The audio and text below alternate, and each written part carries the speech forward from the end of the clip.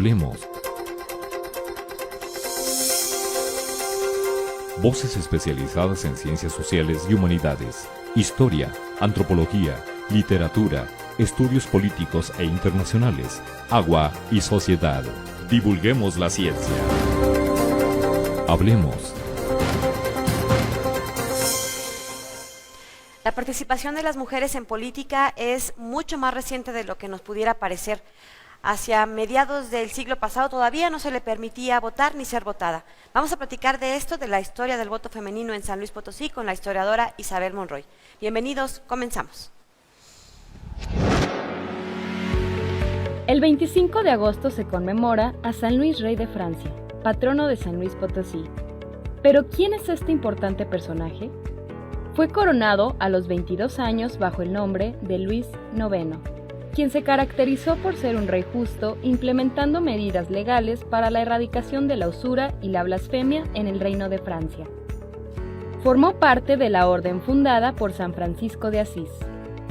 Era extremadamente religioso, por lo que llevó a cabo la Séptima y Octava Cruzada, guerras que se organizaron con el fin de rescatar los santos lugares de los infieles. La fundación de San Luis Potosí comenzó principalmente con frailes franciscanos, por lo que San Luis Rey se encuentra estrechamente relacionado, recordando que fue parte de la orden franciscana. La capital potosina lleva el nombre en honor a este rey francés, y por ello se conmemora cada 25 de agosto la fiesta patronal. San Luis Rey falleció el 25 de agosto de 1270 tras su segunda cruzada al contraer una enfermedad. Su reinado se considera como uno de los más largos debido a la época. Años después de su muerte fue canonizado por el Papa Bonifacio VIII, por lo cual diversas ciudades alrededor del mundo adoptaron su nombre. En este año 2023 se cumplen 100 años, justo en 1923, el entonces gobernador potosino Rafael Nieto pues modificó el marco legal para que las mujeres pudieran votar.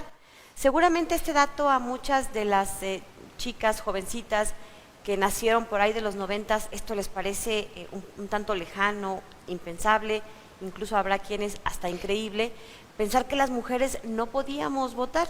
Bueno, pues de esto vamos a platicar el día de hoy con nuestra invitada. Es la doctora Isabel Monroy, como ustedes saben, es historiadora aquí en el Colegio de San Luis y bueno, pues precisamente sobre este tema del voto femenino. Doctora, muchas gracias por acompañarnos, bienvenida. No, al contrario, Lidia, gracias por la invitación y para platicar de este tema que es tan interesante. Cuéntenos un poco cuál era el contexto que se vivía en esos años, porque además se están viviendo también 70 años de que el voto a nivel nacional se autorizó, digamos, para las mujeres. Por más que se oiga así de centralista y de machista el asunto, pues sí, se autorizó.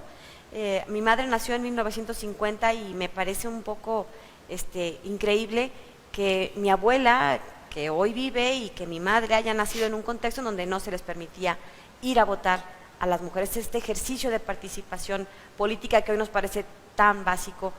Cuéntenos un poco cuál era ese contexto. A ver, bueno, es un contexto muy interesante porque no es nada más lo que está sucediendo en San Luis Potosí o lo que está sucediendo en México, sino lo que está sucediendo en todo el mundo. Y el derecho del voto a las mujeres en el mundo occidental es en realidad algo que se logra a la mitad del siglo XX, no es nada más en México, sino es a nivel internacional. ¿Todo el mundo? Sí, claro, sus orígenes se remontan por lo menos hasta el siglo XVIII y es algo que comienza a estar en la agenda feminista desde entonces, o sea, en la agenda feminista a nivel mundial desde entonces. Pero al finalizar el siglo XIX es cuando ya esta demanda de las mujeres por su derecho a votar y ser votadas estaba entre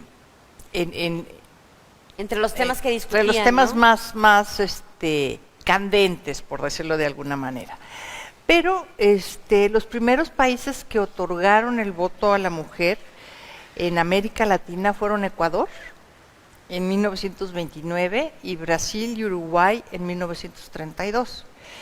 Entonces, en México las mujeres lograron su aprobación, o sea, el derecho a votar y a ser votadas hasta 1947, durante el gobierno del presidente Miguel Alemán, cuando a la mujer mexicana se le reconoce a nivel nacional el derecho a votar y ser votada en los procesos municipales.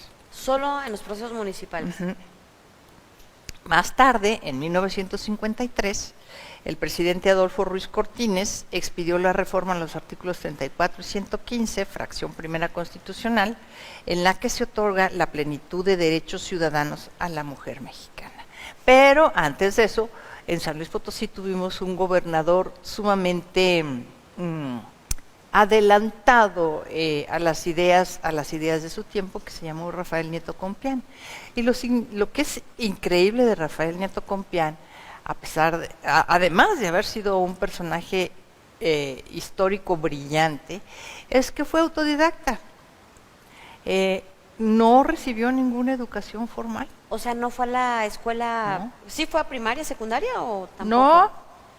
Ah, ni educación básica tampoco. No. Y llegó a ser gobernador. Y, a ver, un paréntesis, ¿por qué está su busto en la Universidad Autónoma de San Luis Potosí? Ilústranos tantito en ese te digo sentido. que vas muy rápido. Ok.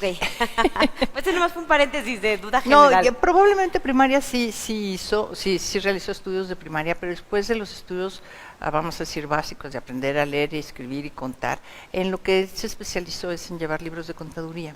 Aprendió con un contador, como muchos jóvenes aprendían entonces un oficio. O sea, muchas veces no iban a una escuela especializada en algún oficio, sino que como antiguamente se hacía en los talleres de los grandes maestros, era donde los jóvenes se entrenaban. Empezaban como aprendices y Sí. acababan dominando Entonces, el oficio. Él comenzó a aprender teneduría de libros y bueno, se convirtió realmente en una persona muy, muy brillante, que fue muy importante dentro del gobierno de Venustiano Carranza, que es, por ejemplo, el que propone el patrón oro dentro de la economía mexicana y de la moneda mexicana, ¿no? Entonces esto es algo como muy importante desde el punto de vista económico.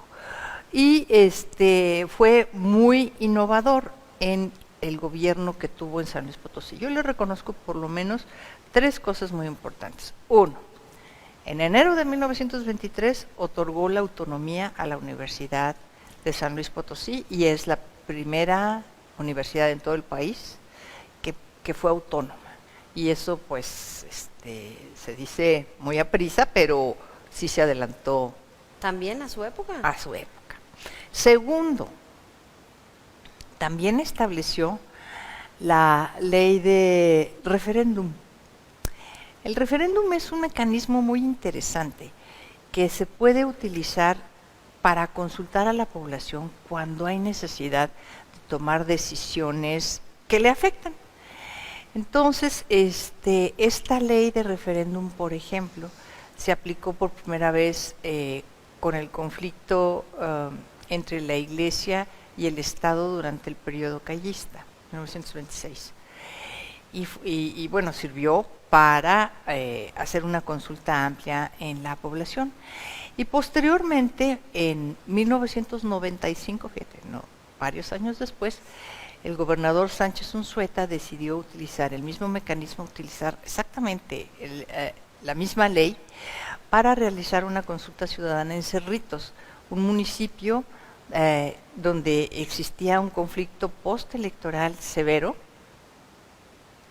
y la forma de resolver ese conflicto fue precisamente organizando una consulta popular donde la población manifestara si estaba de acuerdo o no estaba de acuerdo en que continuara el presidente municipal que había sido electo. Pero si quieres ir a un corte, regresamos y te acabo de contar del problema de Cerritos. Bueno, el asunto tiene que ver con bueno, estamos recapitulando un poco cuál fue el papel importante que tuvo Rafael Nieto Compeán en estas aportaciones tan significativas. Ya nos mencionaban estas tres, ahora ya me acordé, si es cierto, por eso está ahí el busto en el edificio central de Rectoría, ahí en la Plaza de Fundadores.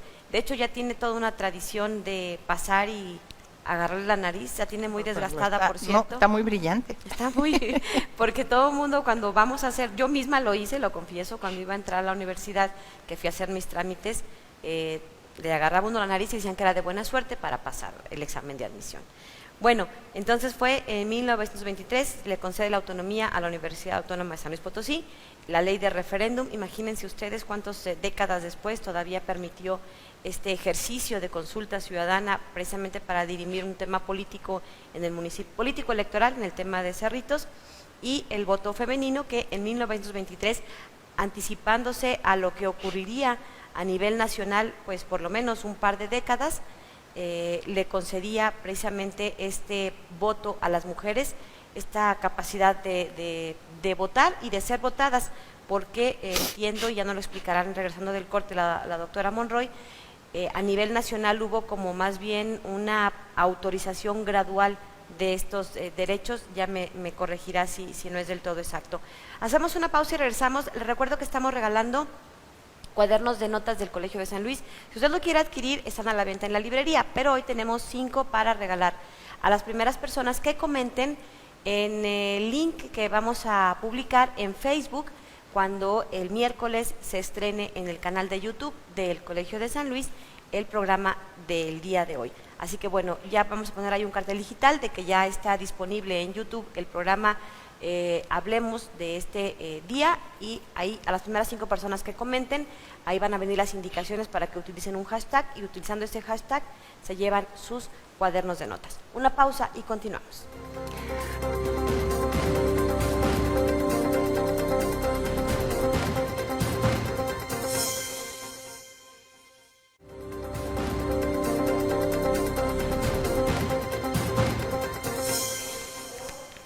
Bien, estamos de regreso, estamos platicando acerca del voto femenino y bueno, pues en 1923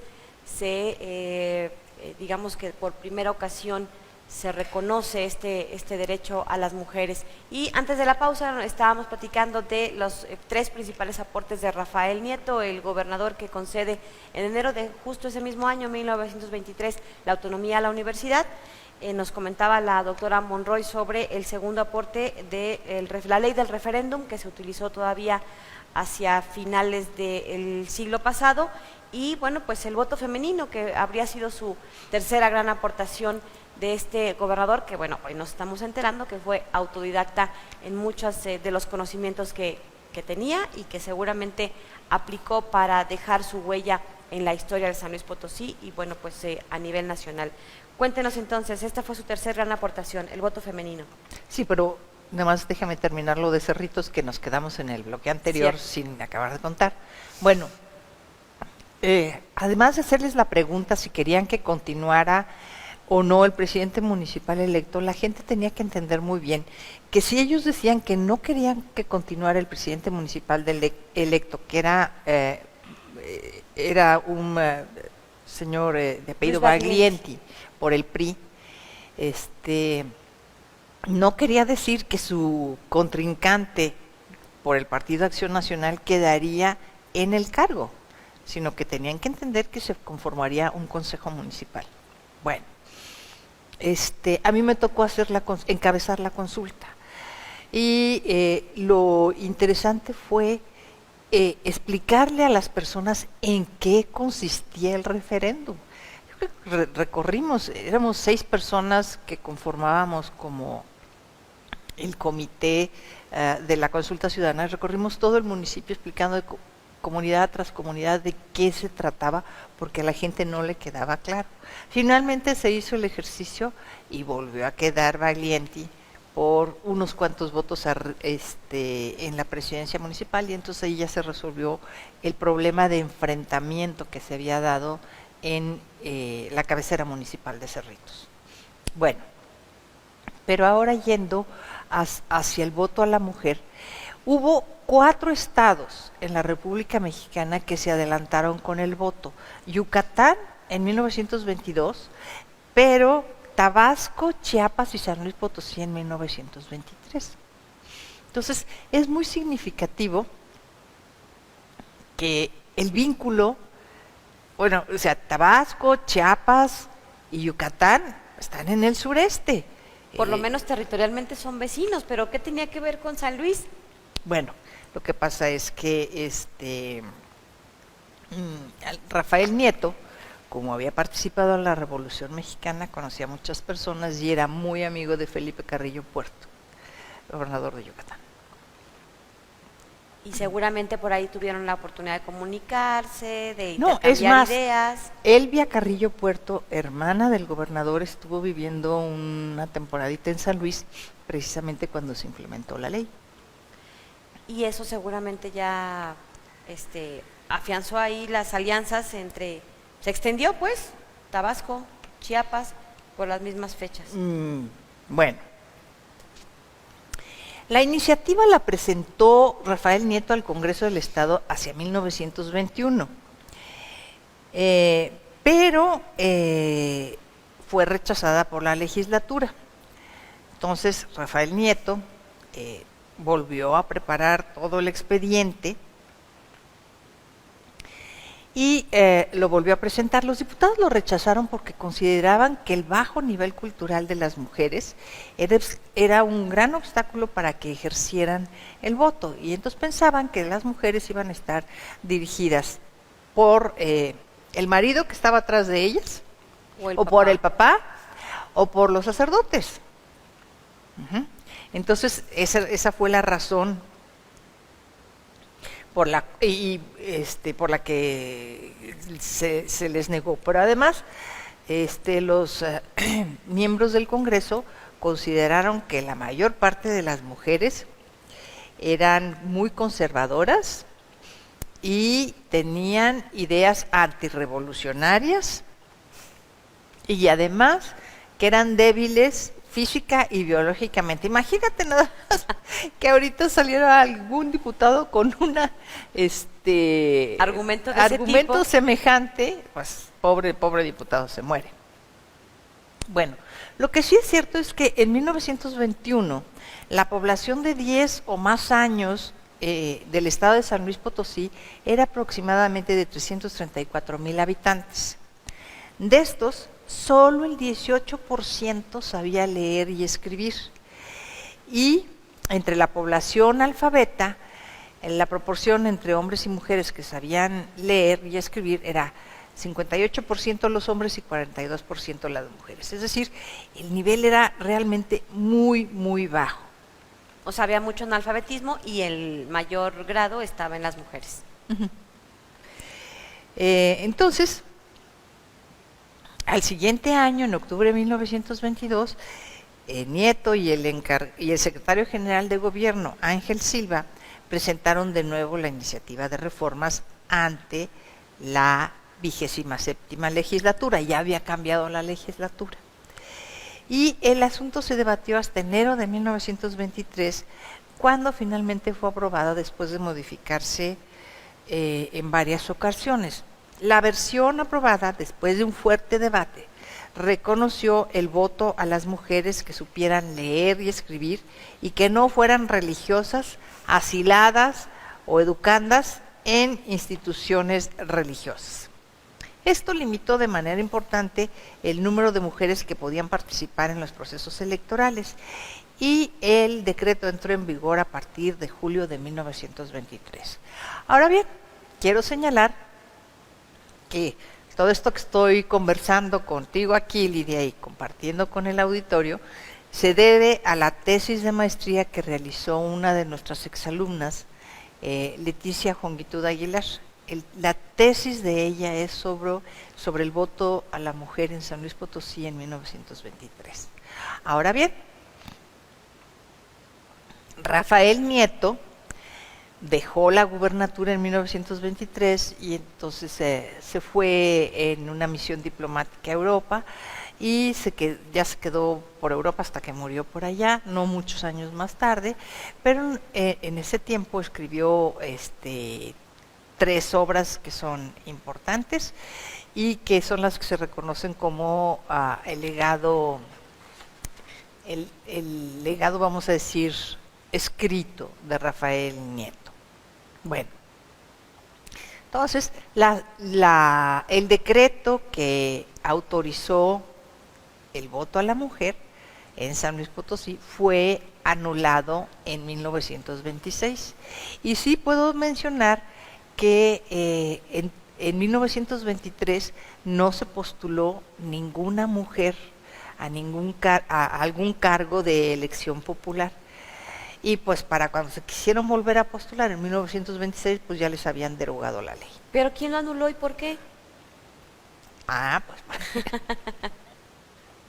porque a pesar de que era una medida que beneficiaba grandemente a las mujeres, la conciencia de la participación ciudadana, la participación cívica de las mujeres no era una conciencia muy desarrollada.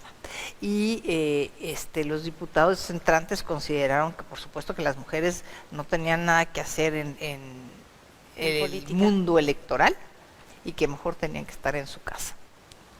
Y entonces la siguiente legislatura fue quien anula esta En ley. 1926, en octubre de 1926. Y tuvieron entonces que esperar hasta que Miguel Alemán en el 47 aprobara la ley, bueno, él no, la promoviera.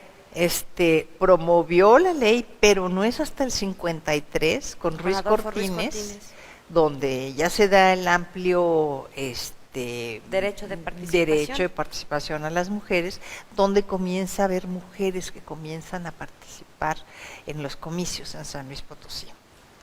Bueno. ¿Hay algún dato de con quiénes empezamos, quiénes empezaron a...? Ahorita, ahí voy. Pero también es importante mencionar que en 1926 se anula el voto porque consideraron, en 1926 hubo un movimiento muy fuerte contra las leyes que había dictado Calles en contra de la Iglesia Católica, limitar severamente el número de sacerdotes, el número de templos abiertos, el número de misas, todo esto. Se organizó una gran manifestación en la ciudad y los municipios en las que participaron mayoritariamente mujeres. Entonces, el pretexto fue la participación política de las mujeres en estos movimientos en defensa de la libertad religiosa y en apoyo al clero. Entonces, esa fue la razón. La verdad es que los diputados no se sentían cómodos ni contentos con estas posibilidades que se le habían dado a las mujeres, porque consideraban que no estaban para nada preparadas. Bueno, también es importante mencionar que el gobernador de Yucatán, Felipe Carrillo Puerto, perteneció antes al Partido Socialista del Sureste. Y este Partido Socialista del Sureste tenía nexos con el movimiento socialista internacional. Y en 1907 este movimiento socialista internacional, durante la Conferencia Internacional Socialista de Mujeres, manifestó un compromiso a favor del sufragio femenino. ¿Sí? Entonces, es muy curioso cómo se va dando la transmisión de las ideas y cómo hay lugares en los que prenden ideas que son novedosas y revolucionarias y cómo hay lugares en donde de plano ni mella hacen, ¿no? Ahora, también es cierto que, como dije antes, Rafael Nieto fue gobernador de San Luis Potosí de 1920 a 1923, nada más. Y además de estas 3 propuestas que ya mencionamos al inicio, también en 1922 propuso a una mujer como candidata suplente a una magistratura en el Supremo Tribunal de Justicia del Estado. Y esta mujer fue Dolores Arriaga de Buc. Y la postulación pues tuvo mucho éxito y Dolores Arriaga llegó al Supremo Tribunal de Justicia. Entonces, la construcción de este acceso de las mujeres a la esfera pública en niveles importantes, bueno, era magistrada suplente, no magistrada propietaria. Comenzó muy paulatinamente y tardaría años, pero años en llegar a ser algo más importante, ¿no? Imagínense ustedes que estamos hablando de los años 20 del siglo pasado, en donde el papel de la mujer estaba sumamente limitado, no había participación ni posibilidad electoral, pero tampoco ocupaban cargos públicos, todo estaba reservado para el mundo de los hombres. Continuamos con este tema, estamos hablando con la historiadora Isabel Monroy y estamos hablando acerca del voto femenino. Continuamos. El pasado 6 de julio, el Instituto Nacional de las Mujeres organizó el evento del voto a la paridad en acción, el cual se realizó en el marco del 70 aniversario del voto de las mujeres en México y el centenario del reconocimiento de su derecho a votar en San Luis Potosí. Es importante mencionar que San Luis Potosí fue el primer estado de la República Mexicana en asegurar el voto de las mujeres en 1923. Y 30 años después se logró en todo el país. En el evento se otorgaron reconocimientos a mujeres que han contribuido con su participación y aportaciones en la construcción de un México libre. Dentro de ellas se encuentra la doctora Isabel Monroy, investigadora del Colegio de San Luis, la cual además impartió una conferencia sobre la historia del voto femenino. En las diferentes intervenciones se hizo notar la resistencia y la resiliencia de las mujeres que lucharon por sus derechos gracias a su organización y participación en movimientos feministas. El INMujeres destacó que estos espacios permiten reflexionar respecto a la importancia de lograr que en el corto plazo se integren más mujeres a los cargos de elección popular y toma de decisiones. Actualmente, el Colsan se suma al trabajo de INMujeres y de diversas instituciones para recordar los 100 años del voto de las mujeres en San Luis Potosí y de los 70 años del voto femenino en el país a través de una plataforma virtual que contiene materiales gráficos en torno a este importante acontecimiento. Puedes consultar el sitio en nuestras redes sociales.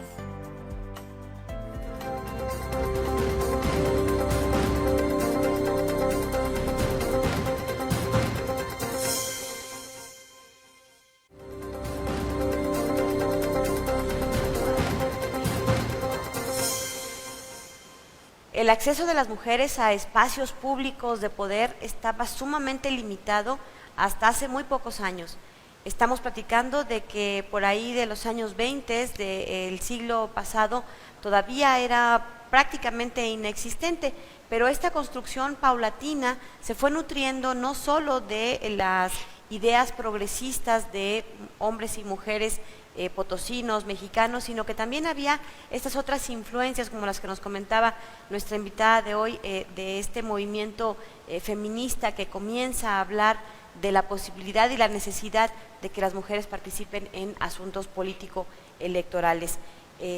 Por cierto, hay una película muy buena que se llama Las sufragistas, creo que está en YouTube, y bueno, pues también nos da un poco el retrato de cómo vivían estas mujeres en Europa en esta etapa, en esta época.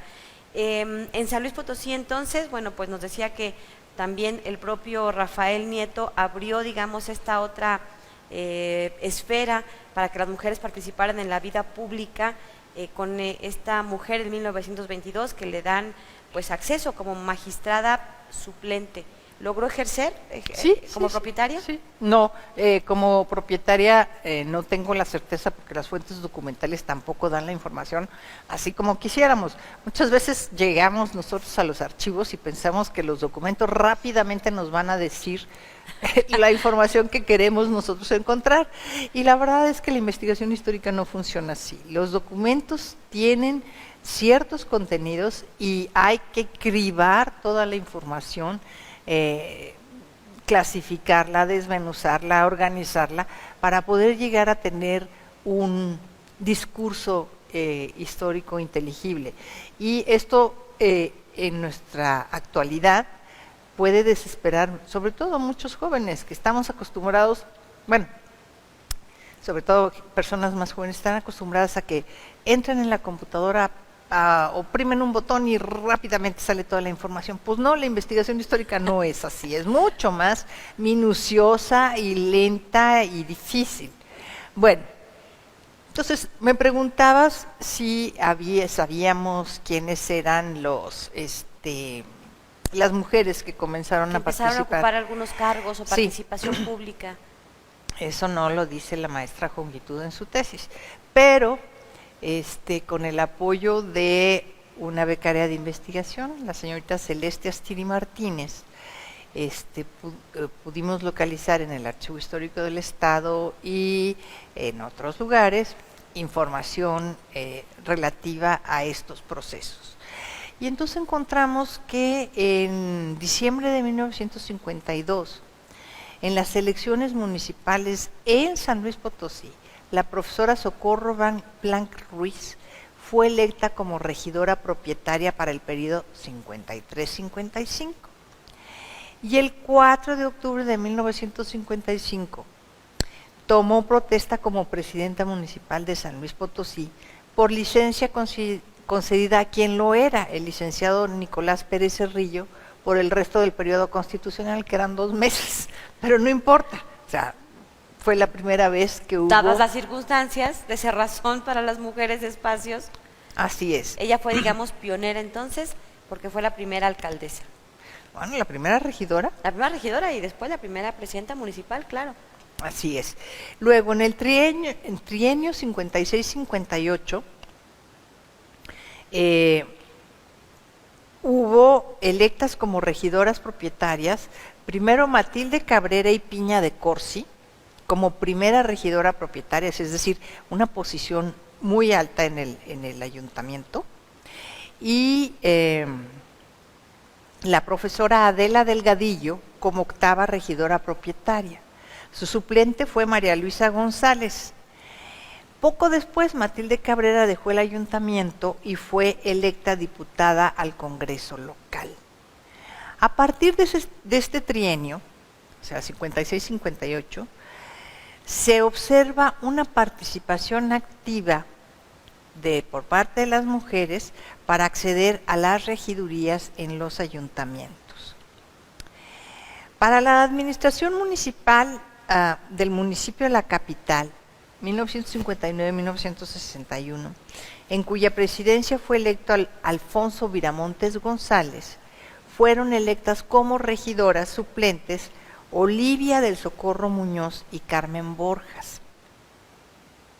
La primera síndico suplente electa en San Luis Potosí formó parte del Consejo Administrativo Municipal septiembre-diciembre de 1961, encabezado por Leonardo B. Hopper, y fue la licenciada María de los Ángeles Ramírez.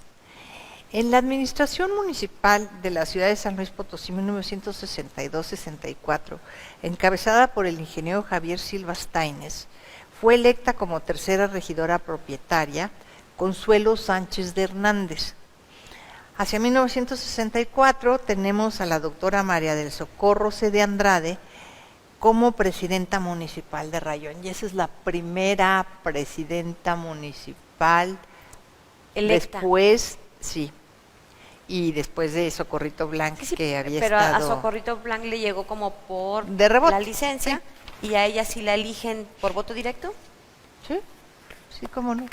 Y luego, bueno, al revisar todas las plantillas que se organizaron para las votaciones a lo largo pues, de todo el siglo XX, particularmente a partir de 1953, bueno, las revisamos de 1923 a 2023. ¿Y entre el 23 y 53 no encontraron a nadie?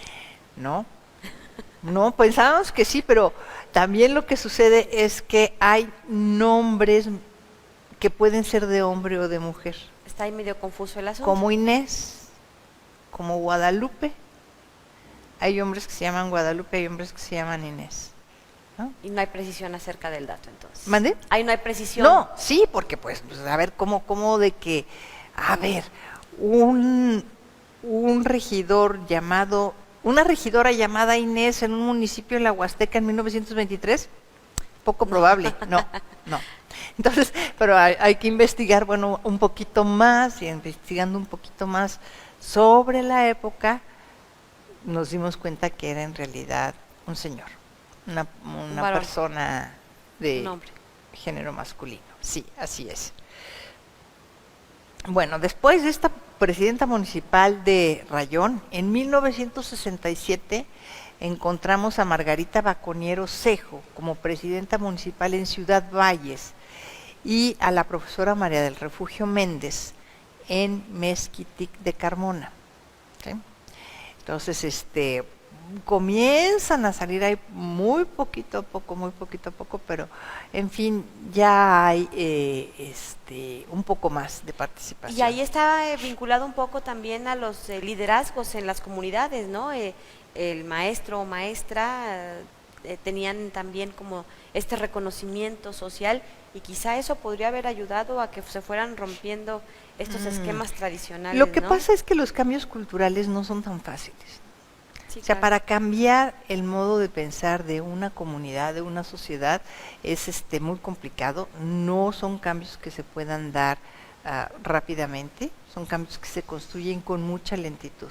Y si no lo haces con mucha lentitud, desaparecen muy rápido, como fue el caso del propio voto a la mujer promovido por Nieto, ¿no? Claro, a lo mejor era la sociedad la que no estaba lista. Así es. Pero entonces lo que se hizo a partir de entonces fue como que alentar cada vez más la participación de las mujeres en distintas actividades de carácter político electoral.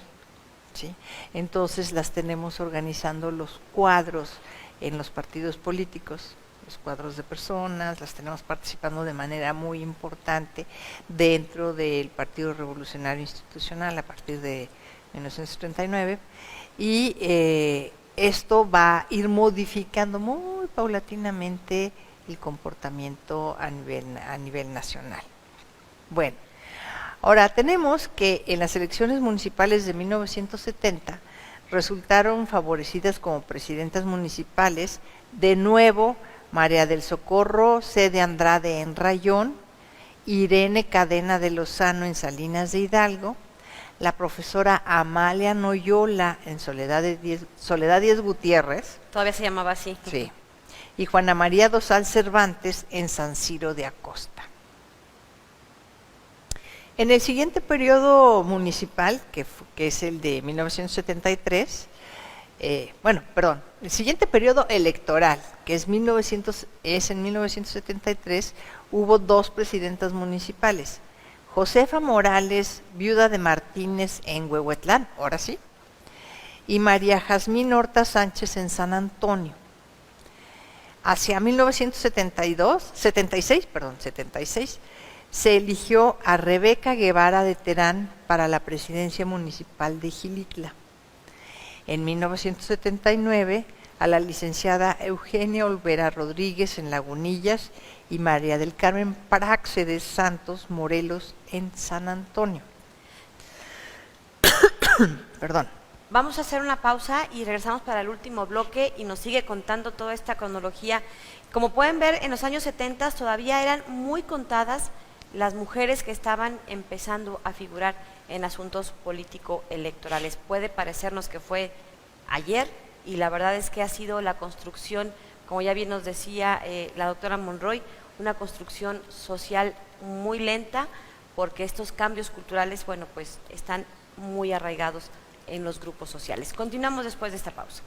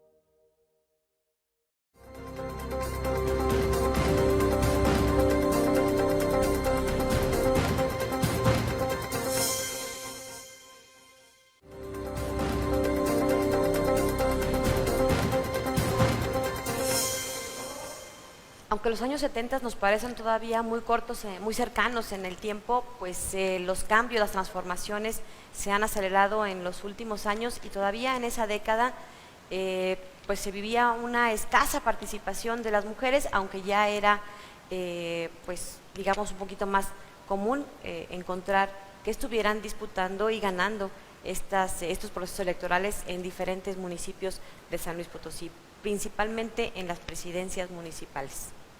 Sí, así es. Bueno, tú dices que los años 70 están muy cercas. Bueno, depende quién bueno, lo sí, diga. Depende quién lo diga, claro. Porque yo te aseguro lo que... dice alguien que nació en los años 70. Por eso como que me andaba haciendo ahí echando una flor aunque sea marchita. Lidia, el chiste es que si a un muchacho joven le preguntas, pues 70 hace muchísimo. Es muchísimo. Cierto, el tiempo es relativo. Bueno. Muy bien. Bueno, en 1982 se eligió a la profesora Josefina Argüelles García en Axtla de Terrazas, a la arquitecta Marisela del Ángel en Ébano, a Guadalupe Cortina Díaz en Mezquitic de Carmona, a Pérsida Rodríguez Gutiérrez en Santa Catarina, y como candidatas estuvieron Esperanza Eguía Sánchez por Matehuala y María del Carmen López Cárdenas por Ciudad Valles. En 1985, es decir, las siguientes elecciones, se eligió nada más a una persona, se eligieron a todos los presidentes municipales, pero solo una mujer. Sí, Irene Martínez Sánchez de Rivera en Río Verde. En 1988 se eligió a Roberta Castillo Ramos en la presidencia municipal de Santa Catarina. Y hacia 1991 encontramos a Cristina Hilda Romero Tristán en Axtla de Terrazas, María Sony de Vidales en Coscatlán, Blanca Rosa Navarro González en Charcas, Margarita Viñas Horta en Tancanwitz de Santos, Zaida Martínez Venegas en Villa Hidalgo y Berta Ávila Guerrero en Lagunillas. Esta última fue electa como parte del Consejo Municipal al declararse nulas las elecciones en el municipio. Bueno, ese es otro tema que un día de estos también sería bien interesante platicar, y es la anulación de elecciones municipales, que es muy amplia por irregularidades en los procesos electorales. Y varios ejemplos que ha habido en San Luis Potosí que han tenido que integrarse casi todas las elecciones tienen anulaciones. Desde hace mucho, o sea, es desde principios del siglo XX, no es un problema que venga después, es desde principios del siglo XX. Bueno, en 94 fueron electas como presidentas municipales Sara Rocha Medina en 14, Beatriz Aldívar Reynoso en Huehuetlán, Petra Martínez Ábalos en San Nicolás Tolentino y Marta María López Reina en Villa Hidalgo. Bueno, hacia 1997 se eligieron como presidentas municipales a Marta Manso Martínez en Armadillo de los Infante y a María de los Ángeles Vega Calzada en Salinas. En las elecciones del año 2000 resultaron electas para la presidencia municipal María Rosaura Loredo en Cerro de San Pedro, Esther Rubio Franco en Matlapa y Graciela Rojas Palacios en Villa de Guadalupe. Hacia 2003 fueron electas Rita Villela Gutiérrez en Tierra Nueva y María Natividad Rendón Medina en Xilitla. Es curioso constatar cómo en lugares donde ya hubo una presidenta municipal, no es difícil que en elecciones posteriores vuelva a elegirse una presidenta municipal. Lo que me sorprende es que estamos hablando ya de los 2000, que esos ya son recientes, y son 3 o 2 las mujeres que están ganando presidencias municipales, solamente. En 2006 tenemos a Petra Puente Córdoba en 14, que fue muy buena presidenta municipal, a María Rosaura Loredo en Cerro de San Pedro y a Vianey Montes Colunga en Lagunillas. En 2009 fueron electas Victoria Amparo Labastida en San Luis Potosí. María Cristina García Ventura en Tamazopo y Gregoria Hernández Gámez en Villa de Arista. Fíjate, Socorrito Blanca estuvo en la presidencia municipal en el 55 y no es sino hasta 2009, se atraviesa Gloria María Rosillo, izquierdo también pero fue como un interinato, suplente, ¿no? un interinato. Uh-huh. Sí, pero la primera mujer electa, o sea, propiamente como presidenta municipal en el municipio de San Luis fue Victoria Amparo en 2009. O sea, es casi 50 años después. Sí. Bueno, las presidentas municipales electas en 2012 fueron María Rosaura Loredo en Cerro de San Pedro, Dulce María Montt Zúñiga en Cerritos, Teodora Mata García en Ébano, Olga Ruiz Vázquez en San Nicolás Tolentino, Berta Peñaflor Valdés en Tanlajas y Amada Zavala en Zaragoza. Pues seguimos teniendo muy pocas mujeres presidentas municipales. Y es que está hasta muy reciente este cambio legislativo en donde ya se habla de lo que se conoce como la cuota de género. La paridad de género. La paridad de género, que empezaron como a, por ley, obligar a que las candidaturas estuvieran equilibradas entre hombres y mujeres en cuanto a número al menos, ¿no? Pues sigue habiendo un grave desequilibrio, pero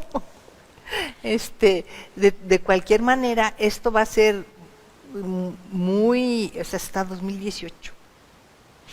En 2015 todavía nada más tuvimos solo 3 presidentas municipales en los 58 municipios del estado, porque anteriormente teníamos 56 municipios, pero si ustedes, bueno, a lo mejor no se recuerdan, pero en el 95 justamente con Horacio Sánchez Unzueta. Horacio Sánchez Unzueta creó 2 municipios más, Matlapa y El Naranjo, y entonces ya fueron 58 municipios. Y estamos a punto de asistir quizá al nacimiento del municipio 59. Bueno, pues no sería nacimiento, sería restablecimiento. Claro, ya había sido en los años 40, creo, 42. A ver, Pozos fue municipio desde la restauración de la Constitución de Cádiz. Pero si quieres vamos a terminar con esto de las mujeres, sí, y seguimos con... Nos quedan como 2 minutos, ¿verdad? Bueno, entonces vamos cerrando, perdón, ya no interrumpo. Bueno, las elecciones de 2015 dejaron 3 presidentas municipales: María Leónides Secaida López en Alaquines, Yolanda Josefina Cepeda Echavarría en Aquismón y Carolina Ramírez Villegas en Huehuetlán. Y hacia 1618, una vez que se hizo esta modificación legal para fomentar la paridad de género, 2018, tuvimos un número creciente de presidentas municipales. Floricela Hernández Chávez en Alaquines, Sara Álvarez Rivera en Armadillo, María Guadalupe Carrillo Rodríguez en 14, María Leticia Vázquez Hernández en Cerritos, María Rosaura Loredo otra vez en Cerro de San Pedro, Ivette Arenas Vidales en Coscatlán, Mireya Banzini Villanueva en Ciudad del Maíz, Karina Rivera Obregón en Matlapa, María Isabel González Serna en San Ciro de Acosta, Rosalba Chavira Vaca en Tamazopo, Briseire Sánchez López en Tampacán, Grecia Esmeralda Sánchez González en Tamuín, Erika Iracema Briones Pérez en Villa de Reyes, Eurídice Mesa Mendoza en Villa Hidalgo, María Teodora Reyes Infante en Villa Juárez y Paloma Bravo García en Zaragoza. En las elecciones de 2021, es decir, las últimas, las presidentes municipales electas fueron Floricela Hernández Chávez por Alaquines, María Rocío Castillo Vera por Armadillo de los Infante, María Guadalupe Carrillo Rodríguez en 14, María Leticia Vázquez Hernández en Cerritos, Esmeralda Abigail Nava Loredo en Cerro de San Pedro, Mireya Banzini Villanueva en Ciudad del Maíz. Hubo varias de las presidentas municipales de 2018 que se reeligieron en 2021 gracias a que la ley permitió la reelección por un periodo. Marisol Nájera Alba en Charcas, María Soledad Carreño Linares en Ébano, María del Amparo Charles Landaverde en Santa Catarina, María Celeste Mara Esparza Leonor Noyola Cervantes en Soledad de Graciano Sánchez, Bricerí Sánchez López en Tampacán, Silvia Medina Burgaña en Tampamolón, Corona, María Sánchez Barrios en Tanquián de Escobedo, María de Jesús Torres Ortiz en Vanegas, Erika Irazoma Priones Pérez en Villa de Reyes, creo que era. Sí, en Villa de Reyes. Y Lisa Abigail Izaguirre. Y eso es lo que tenemos respecto a las mujeres electas como presidentas municipales. El estudio que estamos haciendo va también para, o sea, no lo hemos terminado porque el chiste es saber cómo se integran los congresos locales, cómo se integran las diputaciones federales y el Senado federal, y cómo está la participación de las mujeres en estos cargos. Pero además, bueno, pues también hay que ver cómo quedaron la integración de todos los municipios. Y eso es, pues, todavía no acabamos. Parte de una investigación que resultará seguramente muy ilustradora de cómo esta evolución del voto femenino no es una cosa que se pueda hacer de la noche a la mañana, sino que es parte de estos procesos sociales en los que se involucra a la gente, a las decisiones, a la política, al mismo tiempo también de otros elementos muy complejos que como sociedad tenemos que ir aprendiendo y reaprendiendo. Doctora Isabel Monroy, muchas gracias por habernos acompañado. No, pues al contrario, Lidia, gracias a ti por la invitación y agradecida con el público que ve el programa. Bueno, ya sabe, este programa lo estrenamos los martes en 9 TV, mañana miércoles ya está disponible en el canal de YouTube del Colegio de San Luis. Gracias, pásela bien, hasta la próxima. El Colegio de San Luis te invita a los eventos y actividades que se llevarán a cabo durante los próximos días. Se realizará el 6º coloquio de avances de investigación del doctorado en Ciencias Sociales, del 28 al 31 de agosto. En la sala de videoconferencias 1 del Colsan. También se contará con transmisión en línea por Blue Jeans. El Colsan, en colaboración con otras instituciones, llevará a cabo el ciclo virtual El Norte de México y sus libros, del 30 de agosto al 29 de noviembre 2023. Consulta el programa en nuestras redes sociales. El Colsan está presente en la Feria Internacional del Libro de las Universitarias y Universitarios, del 29 de agosto al 3 de septiembre en el Centro de Exposiciones y Congresos de la UNAM. Encuéntranos en el stand 39. Está abierta la convocatoria del primer coloquio internacional, Encuentros y experiencias en la investigación, incidencia y el acompañamiento en casos de violencia feminicida y feminicidio en México y América Latina. Tienes hasta el 30 de septiembre de 2023 para enviar tu propuesta. Revisa los requisitos en nuestro Facebook. Consulta los detalles de este y otros eventos a través de nuestra página web www.colsan.edu.mx y síguenos también en nuestras redes sociales.